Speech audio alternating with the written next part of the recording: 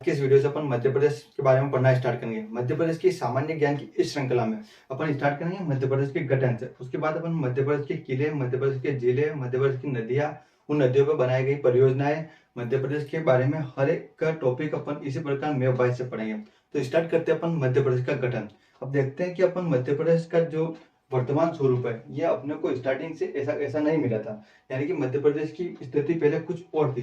यानी जब 1947 में जब पूरा भारत पर ब्रिटिश सरकार की हुकूमत हुआ करती थी तब मध्य प्रदेश की स्थिति कुछ और रही होगी। 1947 के बाद जब ब्रिटिश सरकार भारत से चली गई तो आजादी के बाद मध्य प्रदेश की कुछ और स्थिति रही होगी। और 1947 से 1956 के बीच में जो मध्य प्रदेश की स्थिति थी उसके बाद 1 नवंबर 1956 को जब मध्य प्रदेश का गठन किया गया तो मध्य प्रदेश की कुछ और स्थिति रही होगी। और 1 नवंबर 2000 को जब मध्य प्रदेश से छत्तीसगढ़ अलग हो गया तो उस बाद मध्य प्रदेश की कुछ अलग स्थिति रही होगी। हम इन चारों स्थितियों के बारे में पढ़ते हैं, है ना। तो सबसे पहले अपन स्टार्ट करेंगे 1947 से पहले की मध्य प्रदेश की स्थिति। तो अपन देखते हैं कि 1947 से पहले पूरा भारत पर ब्रिटिश सरकार का राज हुआ करता था। किसका राज हुआ करता था? ब्रिटिश सरकार का राज होता। और जब अंग्रेज यहाँ पे थे तो उन्होंने पूरा भारत को अपने प्रशासन की दृष्टि से, यानी उनका शासन आसानी से चले इस दृष्टि से कई अलग अलग भागों में बांटा था। तो इन्हीं भागों में मध्य प्रदेश को भी उन्होंने 3 भागों में बांट दिया था। वो 3 भाग थे, एक तो थी सेंट्रल इंडिया एजेंसी, दूसरा भाग था सेंट्रल प्रोविजन और तीसरा भाग था बरहाल। इन 3 भागों को उन्होंने मध्य प्रदेश को बांटा क्योंकि वहां पे शासन करना आसानी से आसान होता था ना। उसके बाद क्या हुआ कि 1947 में जब भारत स्वतंत्रता अधिनियम के द्वारा 1947 में जब भारत स्वतंत्रता अधिनियम के द्वारा भारत और पाकिस्तान का विभाजन किया गया। किसका विभाजन किया गया? भारत और पाकिस्तान का। यानी कि भारत स्वतंत्रता अधिनियम के बाद 2 औपनिवेशिक देश बने। 2 औपनिवेशिक देश कौन कौन से बने? एक बना भारत और एक बना पाकिस्तान। तो अब 1947 के बाद अंग्रेज तो भारत से चले गए थे लेकिन देसी रियासतें भारत में ही रह गई थी क्योंकि जब आजादी नहीं मिली उससे पहले यहाँ पर अंग्रेज के साथ साथ देसी रियासतों का भी राज हुआ करता था। तो जब अंग्रेज भारत से चले गए तो देसी रियासतें भारत में ही रह गई। इन देसी रियासतों में से 13 रियासतें ऐसी थी जो पाकिस्तान में मिल गई। यानी कि पाकिस्तान का निर्माण ही मुस्लिम जनसंख्या के आधार पर हुआ था। तो लाहौर, कराची और इस्लामाबाद ये क्षेत्र पाकिस्तान को दिए गए। इसके साथ जो पूर्वी बंगाल था जहाँ पर पूरा का पूरा मुस्लिम इलाका था वो पूर्वी बंगाल को भी पूर्वी पाकिस्तान के रूप में पाकिस्तान को दे दिया गया। उसके बाद जो बची देसी रियासतों को अंग्रेज सरकार 3 छूट दे गए थे। वो छूट क्या क्या थी? एक ये छूट थी कि या तो देसी रियासतें भारत में शामिल हो जाए या वो रियासतें पाकिस्तान चली जाए या अपना स्वतंत्र देश बना ले। अब यही छूट यहाँ की सबसे बड़ी समस्या हो गई क्योंकि इस छूट का फायदा उठाकर मोहम्मद अली जिन्ना जो कि पाकिस्तान के प्रधानमंत्री थे, यानी जिन्होंने पाकिस्तान बनाया, मोहम्मद अली जिन्ना देसी रियासतों के राजाओं के साथ मिलने लगे, उनको अलग अलग प्रलोभन देने लगे। अलग अलग प्रलोभन देके उनको पाकिस्तान में मिलाना चाहते थे।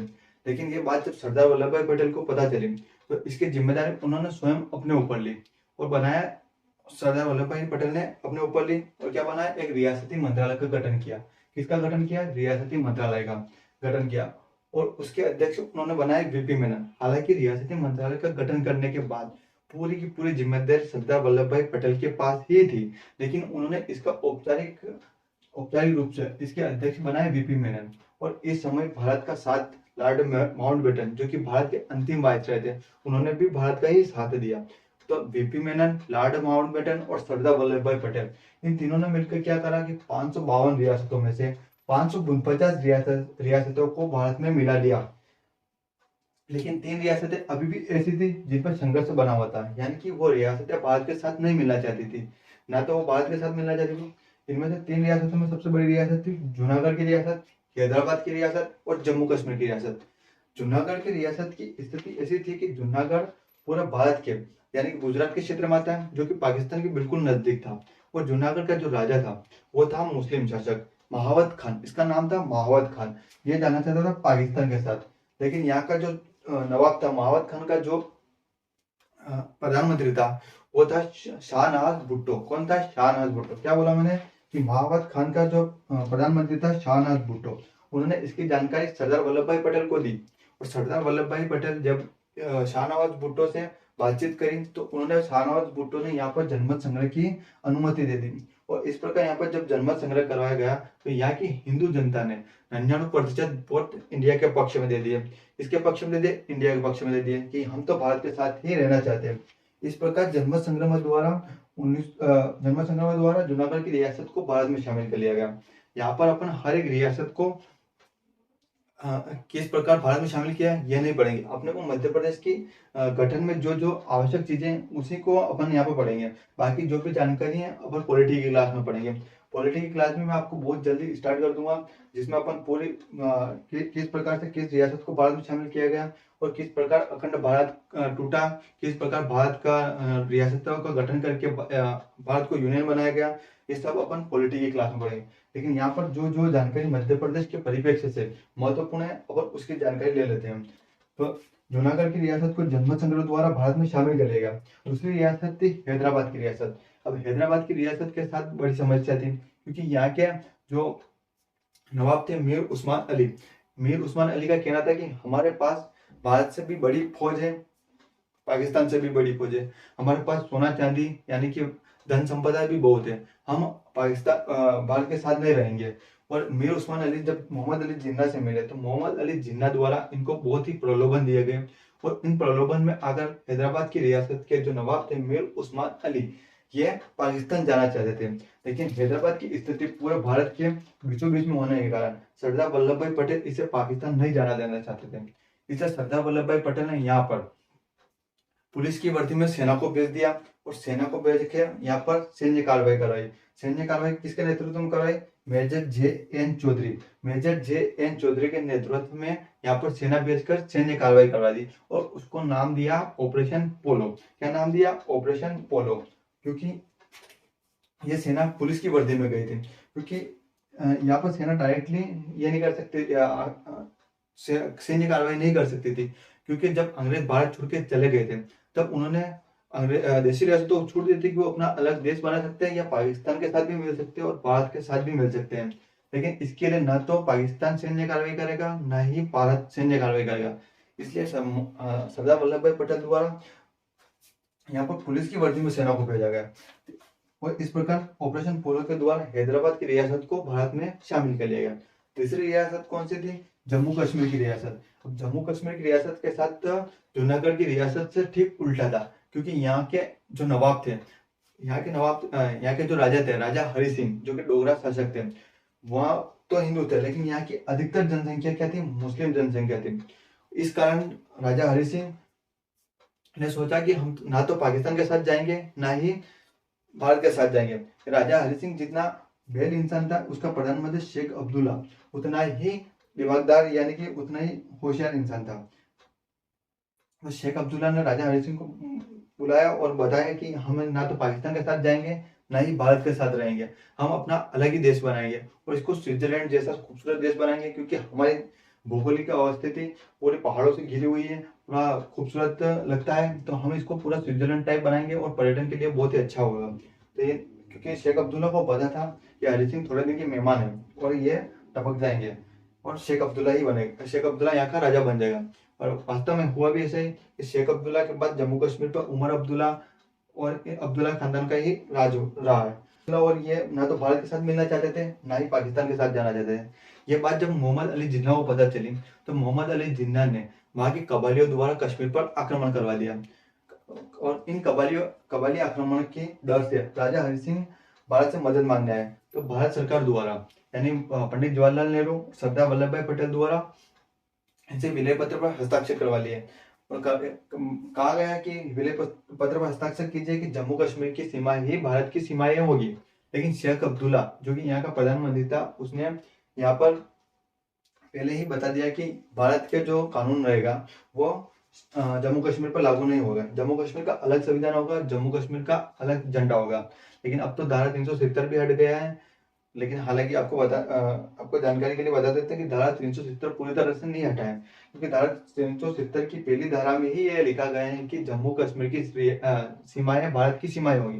अगर धारा 370 को पूरी तरह से हटा देते हैं तो जम्मू कश्मीर की सीमाएं भारत की सीमाएं रहेगी, ये भी हट जाता है। इसलिए 370 को पूरी तरह से नहीं हटा है, सिर्फ 370 के अनुच्छेद 2 और 370 अनुच्छेद 3 इन दोनों को हटाया गया है। 370 अनुच्छेद 1 अभी भी संविधान के अंतर्गत है।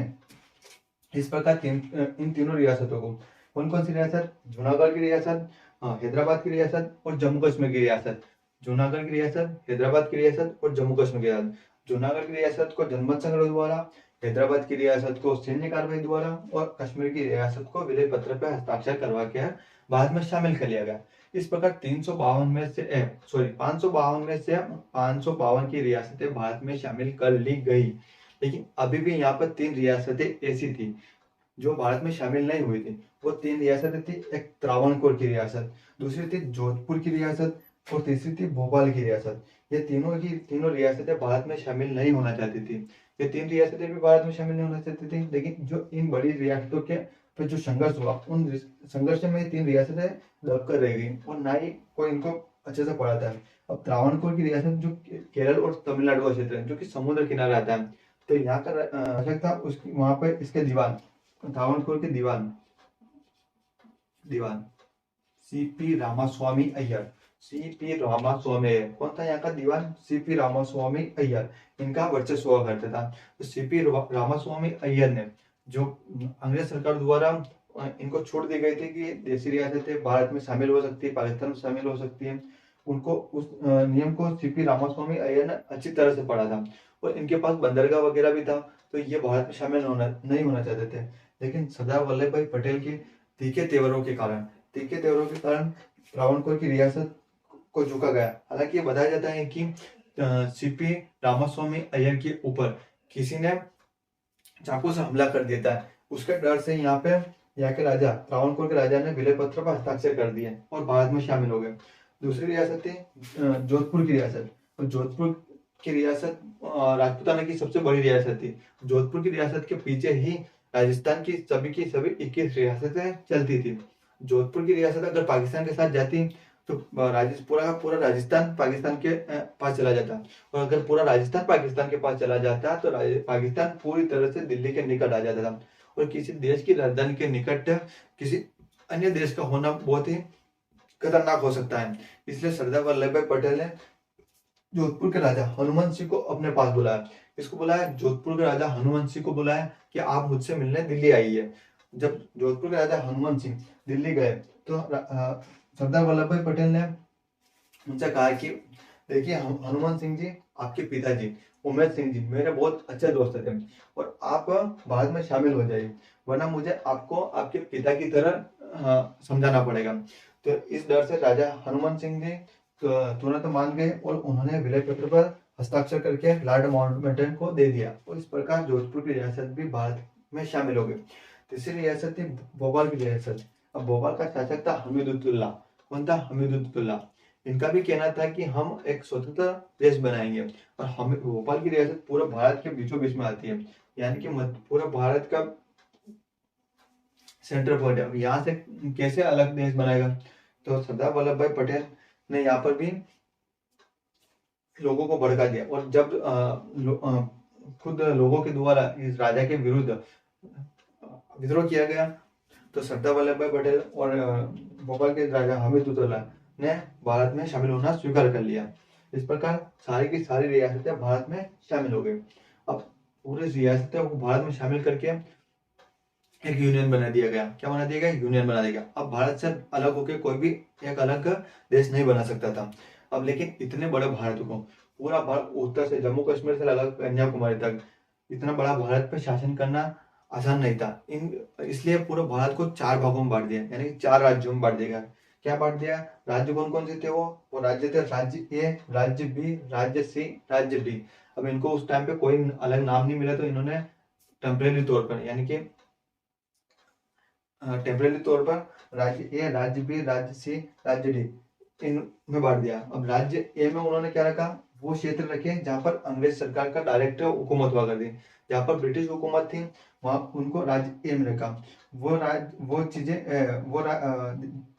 राज्य बी में उन क्षेत्रों को रखा जहां पर देसी रियासतें हुआ करती थी और राज्य सी में उन बड़े शहरों को रखा जहां पर सीधे तौर पर डायरेक्ट ब्रिटिश सरकार का हुकूमत थी, जैसे कोलकाता, दिल्ली वगैरह। और राज्य डी में यूनियन टेरिटरी यानी कि अंडमान निकोबार द्वीप समूह को रखा गया। उस समय अंडमान निकोबार द्वीप समूह ही एकमात्र केंद्र शासित प्रदेश हुआ करता था, इसलिए राज्य डी में यूनियन टेरिटरी अंडमान निकोबार द्वीप समूह को रखा गया। इस प्रकार पूरा भारत का गठन हुआ और इसको 4 भागों में ए बी सी डी में बांट दिया गया।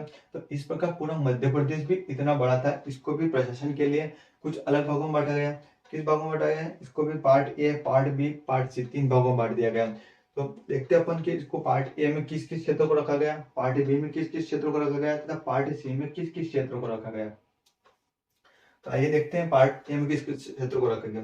तो पार्ट ए में इधर इधर ये अपना छत्तीसगढ़ आ गया और इधर छत्तीसगढ़ में दंडकारण्य की रियासत थी, छत्तीसगढ़ की रियासत थी और बघेलखंड का कुछ भाग था। इन बघेलखंड की रियासत, दंडकारण्य की रियासत, छत्तीसगढ़ की रियासत, ये बड़ी बड़ी रियासत थी। इसके अलावा 15 ऐसी छोटी रियासतें थी और जो सीपी एंड बारा का क्षेत्र था उसको भी पार्ट ए में शामिल किया गया। और दक्षिण से यानी कि दक्षिण से विदर्भ क्षेत्र को पार्ट ए में शामिल करके पार्ट ए का निर्माण किया गया।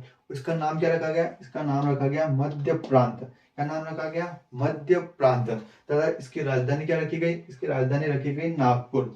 और इसके पहला मुख्यमंत्री बनाए गए पंडित रविशंकर शुक्ल को। इसको बनाया गया पंडित रविशंकर शुक्ल को, जो आगे चलकर मध्य प्रदेश के प्रथम मुख्यमंत्री भी बने। तो पार्ट ए के बारे में देखा उन्होंने कि पार्ट ए में विदर्भ क्षेत्र, छत्तीसगढ़ की रियासत, दंडकारण्य की रियासत और 15 छोटी रियासत, साथ में सीपी एंड बरार को मिलाकर पार्ट ए का निर्माण किया गया। और पार्ट ए का नाम क्या रखा? मध्य प्रांत रखा गया।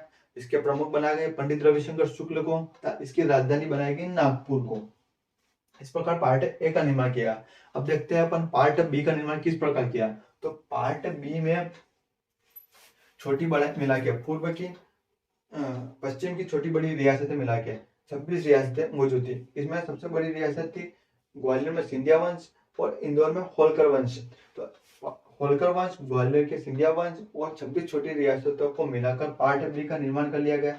तो पार्ट बी का नाम रखा गया मध्य भारत प्रांत। क्या नाम रखा गया? मध्य भारत प्रांत। इसकी राजधानी रखी गई 6 माह इंदौर और 6 माह ग्वालियर। ये क्यों रखी गई? क्योंकि ग्वालियर में भी सिंधिया वंश बड़ा राज्य हुआ करता था और इंदौर में होलकर वंश का वर्चस्व हुआ करता था। अब ये दोनों केंद्र में रहना चाहते थे, इसलिए इन दोनों में विवाद हो गया।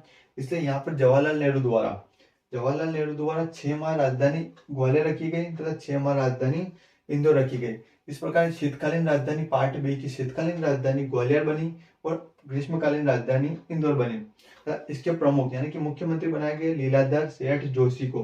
किसको बनाया गया? लीलाधर सेठ जोशी को। तो अपनों ने क्या देखा कि पार्ट बी में उत्तर की ग्वालियर, दक्षिण में होलकर तथा 26 छोटी रियासतों को मिलाकर पार्ट बी का निर्माण किया। इसका नाम रखा मध्य भारत प्रांत तथा इसकी राजधानी रखी गई इंदौर। क्या राजधानी रखी? इंदौर राजधानी रखी। और इसके प्रमुख बनाए लीलाधर सेठ जोशी को तथा इसकी शीतकालीन राजधानी 6 माह के लिए ग्वालियर और ग्रीष्मकालीन राजधानी 6 माह के लिए इंदौर रखी गई। अब देखते हैं अपन पार्ट सी का निर्माण किस प्रकार से हुआ। तो पार्ट सी में उत्तर पूर्व की 38 छोटी छोटी रियासतों, उसके साथ बघेलखंड, बुंदेलखंड की रियासत मिलाकर पार्ट सी का निर्माण किया गया तथा इसका नाम रखा गया विंध्य प्रांत। अब यहाँ की बड़ी कहानी है कि बुंदेलखंड और बघेलखंड की रियासतें साथ में नहीं रहना चाहती थी, लेकिन किसी तरह इनको साथ में रखा गया और पार्ट सी का निर्माण किया गया और इसका नाम रखा गया विंध्य प्रांत तथा इसकी राजधानी रखी गई रीवा। क्या राजधानी रखी गई? रीवा। और इसके प्रथम मुख्यमंत्री बनाया गया शंभुनाथ शुक्ल को। इसको बनाया गया शंभुनाथ शुक्ल को। तो देखा आपने पार्ट सी में 38 रियासतें तथा उसके साथ बघेलखंड की रियासत, बुंदेलखंड की रियासत, इन रियासतों को मिलाकर पार्ट सी का निर्माण किया गया तथा पार्ट सी का नाम रखा विंध्य प्रांत और इसकी राजधानी रखी गई रीवा। इसके प्रमुख बनाए गए शंभुनाथ शुक्ल को। किसको बनाया गया? शंभुनाथ शुक्ल को। लेकिन अभी भी भोपाल एक स्वतंत्र रियासत थी, क्योंकि भोपाल 1 जून 1949 को भारत का हिस्सा बनी। उससे पहले तो भोपाल स्वतंत्र रियासत थी। तो भोपाल को कार्यभार किसी न किसी को देना ही पड़ेगा, तो भोपाल का कार्यभार दिया गया पार्ट सी को। तब इसके लिए अलग मुख्यमंत्री बनाए गए। इसको बनाया गया शंकर दयाल शर्मा को। अब शंकर दयाल शर्मा से आप याद रख सकते हैं कि शंकर दयाल शर्मा ही वह व्यक्ति है जो मध्य प्रदेश से बनने वाले भारत के राष्ट्रपति बनने वाले मध्य प्रदेश के प्रथम व्यक्ति हैं शंकर दयाल शर्मा। कौन है? शंकर दयाल शर्मा, जो कि भारत के राष्ट्रपति भी बने। इस प्रकार part A, part B, part C का निर्माण किया गया। Part B, part A, part B और पार्ट सी का निर्माण कर लिएगा।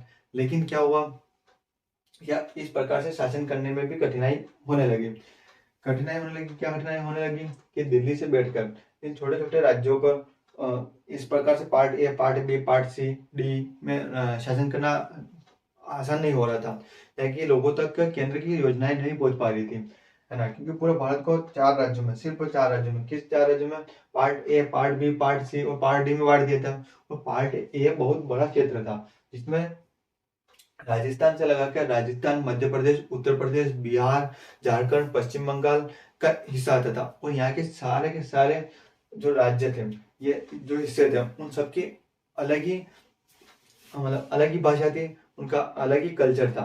तो यहाँ पर शासन करना आसान नहीं हो रहा था। इसलिए भारत के जो प्रथम राष्ट्रपति थे, कौन थे भारत के प्रथम राष्ट्रपति? डॉक्टर राजेंद्र प्रसाद। इन्होंने राज्य निर्माण प्रक्रिया की शुरुआत करी। और राज्य निर्माण प्रक्रिया की शुरुआत करने के लिए इन्होंने अपने पास बुलाया एस.के. दर को। किसको बुलाया? एस.के. दर। एस.के. दर कौन थे? एस.के. दर थे इलाहाबाद हाई कोर्ट के मुख्य न्यायाधीश थे, जो कि उस समय छुट्टी पर चल रहे थे। उनको अपने पास बुलाया कि और पूछा कि एस.के. दर जी, अपन को राज्यों का निर्माण करना है, लेकिन राज्यों का निर्माण किस प्रकार किया जाए? क्या भाषा के आधार पर राज्यों का निर्माण करना सही होगा, या प्रशासनिक दृष्टि से राज्यों का निर्माण करना सही होगा? तो एस.के. दर ने अपने साथ 3 लोगों को और मिलाया और एक समिति बनाई। क्या समिति बनाई? एस.के. दर समिति बनाई। और एस.के. दर समिति ने अपनी रिपोर्ट दी, और रिपोर्ट में बताया उन्होंने कि भाषा के आधार पर राज्यों को बांटना बिल्कुल ही गलत होगा। आपको प्रशासनिक दृष्टि के आधार पर ही राज्यों को बांटना चाहिए। कि भाषा के आधार पर राज्यों को अगर बांटा जाता है, तो भारत के राज्य पुनः अलग अलग टुकड़ों में बटे हुए देखेंगे कि यहाँ पे अलग भाषा बोली जाती है, यहाँ पर अलग भाषा बोली जाती है, और इस प्रकार भारत का एक यूनियन बनने का सपना अधूरा रह जाएगा। इसलिए भाषा के आधार पर राज्यों का निर्माण नहीं किया जा सकता। अपने को करना पड़ेगा प्रशासनिक दृष्टि के आधार पर ही राज्यों का निर्माण। लेकिन ऐसा तो नहीं कि एस.के. दर ने बोल दिया कि प्रशासनिक आधार पर राज्यों का निर्माण करना है, और जवाहरलाल नेहरू, सरदार वल्लभ भाई पटेल ये सीधे मान जाए, क्योंकि दोनों के दोनों आदमी वकील आदमी, अब ऐसे सीधे मान नहीं सकते। इसलिए इन्होंने 1948 में एक समिति बनाई। कौन सी समिति बनाई? JVP समिति। इस समिति का काम क्या था कि जो एस.के. दर समिति ने अपनी रिपोर्ट में बताया कि भाषा के आधार पर राज्यों का निर्माण नहीं किया जा सकता, क्या वो बात सही है? क्या प्रशासनिक आधार पर ही राज्यों का निर्माण करना चाहिए? इस जांच के लिए 1948 में इन्होंने JVP समिति बनाई। इस समिति में थे जवाहरलाल नेहरू, वल्लभ भाई पटेल और पट्टाभी सिद्धारमैया। अब इन तीनों ने मिलकर इस बात की जांच करी, और अपनी जांच दी 1952 में। कब रिपोर्ट प्रस्तुत करी? 1952 में। अब JVP समिति कब आई? 1948 में। और 3 साल बाद 1952 में ये अपनी रिपोर्ट प्रस्तुत कर रहे हैं, है ना। 1952 में जब रिपोर्ट आई, तो रिपोर्ट में इन्होंने बताया कि एस.के. दर बिल्कुल सही बोल रहा था। क्या बोल रहा था? कि भाषा के आधार पर राज्यों का निर्माण नहीं किया जा सकता है, अपने को प्रशासनिक सुविधा के आधार पर ही राज्यों का निर्माण करना पड़ेगा। क्या बोला सरदार वल्लभ भाई पटेल, पट्टाभी सिद्धारमैया और जवाहरलाल नेहरू ने? कि भाषा के आधार पर राज्यों का निर्माण करना सही नहीं है, प्रशासनिक दृष्टि से ही राज्यों का निर्माण करना पड़ेगा। अब इस बात का जब पता तेलुगु भाषी राज्यों को पता चला दक्षिण भारत में, तो वहां पर आंदोलन शुरू हो गया, क्योंकि उनको अलग अलग भाषा के आधार पर ही राज्यों का निर्माण चाहिए था। उनको चाहिए था कि तेलुगु भाषा के आधार पर तेलंगाना का निर्माण हो जाए, यानी आंध्र प्रदेश का निर्माण हो जाए, और मराठी भाषा के आधार पर महाराष्ट्र का निर्माण हो जाए, कन्नड़ भाषा के आधार पर केरल का निर्माण हो जाए, तमिल भाषा के आधार पर तमिलनाडु का निर्माण हो जाए। इसलिए वहां के तेलुगु भाषी आंदोलन स्टार्ट हो गया, और यह आंदोलन हुआ पोटी श्री रामालू के नेतृत्व में। किसके नेतृत्व में हुआ? पोटी श्री रामालू के नेतृत्व में ये आंदोलन स्टार्ट हो गया। और ये आंदोलन जब स्टार्ट हुआ, तो पोटी श्री रामालू अनशन पर बैठ गए, और 58 दिन के अनशन के बाद 1952 में उनकी मृत्यु हो जाती है। किसकी मृत्यु हो जाती है? पोटी श्री रामालू की मृत्यु हो जाती है। कब हो जाती है? 1952 में।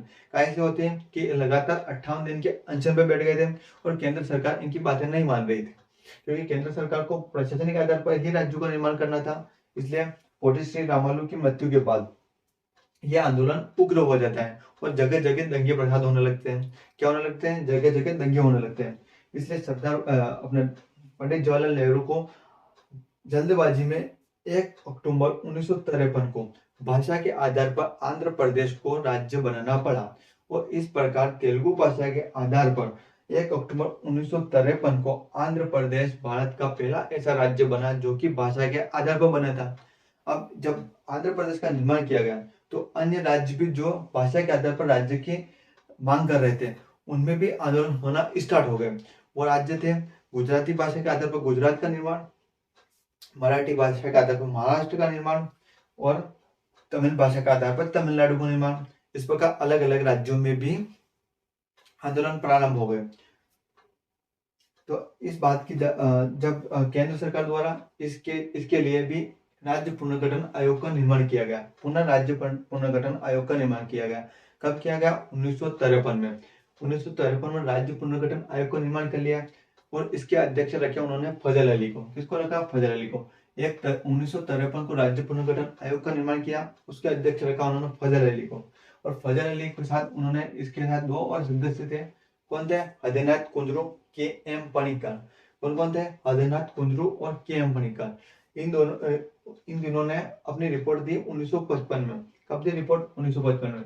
राज्य पुनर्गठन आयोग कब गठित हुआ? 1953। रिपोर्ट कब आई? 1955। और रिपोर्ट में जब फजल अली आयोग द्वारा फजल अली आयोग द्वारा रिपोर्ट में बताया गया कि भाषा के आधार पर राज्यों का निर्माण करना उचित है और उन्होंने बहुत सारे तर्क भी दिए कि क्यों भाषा के आधार पर राज्यों का निर्माण करना सही है।